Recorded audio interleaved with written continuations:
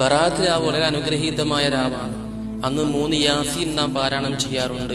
എന്തിനൊക്കെ വേണ്ടിയാണ് യാസീൻ ഓതാറ്? ഒന്നാമത് യാസീൻ ഓതുമ്പോൾ നാം മനസ്സിൽ കരുതേണ്ടത് ദീർഘായുസിനും ആരോഗ്യത്തിനും വേണ്ടി എന്നാണ്.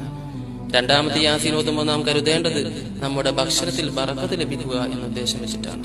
മൂന്നാമത് യാസീൻ ഓതേണ്ടത് മരണനേരത്ത് ഈമാൻ ലഭിക്കുക എന്ന ഉദ്ദേശം വെച്ചിട്ടാണ് ഓതേണ്ടത്. അതിനുശേഷം സൂറത്ത് ദുഹാൻ പാരായണം ചെയ്യണം. സൂറത്ത് ദുഹാൻ പാരായണം ചെയ്യുന്നവർക്ക് വേണ്ടി 70,000 മലക്കുകൾ പാപമോചനത്തിനായി ദുആ ചെയ്യുമെന്ന് അള്ളാഹുവിന്റെ ഹബീബ് സല്ലല്ലാഹു അലൈഹി വസല്ലം തങ്ങൾ പഠിപ്പിക്കുന്നുണ്ട്. എന്നാൽ ഈ ബറാഅത്തിന്റെ രാവിൽ അള്ളാഹുവിന്റെ കാരുണ്യത്തിന്റെ നോട്ടം ലഭിക്കാത്ത ചില ആളുകളുണ്ട്. ആരൊക്കെയാണവർ?